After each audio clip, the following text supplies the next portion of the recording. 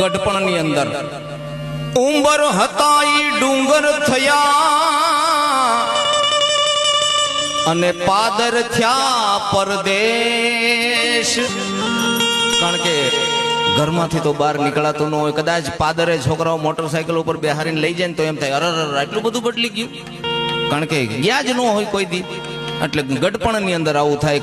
નરસિંહ મહેતા કહે છે ઉંબર હતા ઈ ડુંગર થયા અને પાદર થયા પરદેશ. ગોળી હતી ઈ ગંગા થઈ. સામે જ માટલું ભરેલું હોય પણ ઈ ગંગાજી જેટલું આખું લાગે. ગઢપણમાં આવું થાય. ગોળી હતી ઈ ગંગા થઈ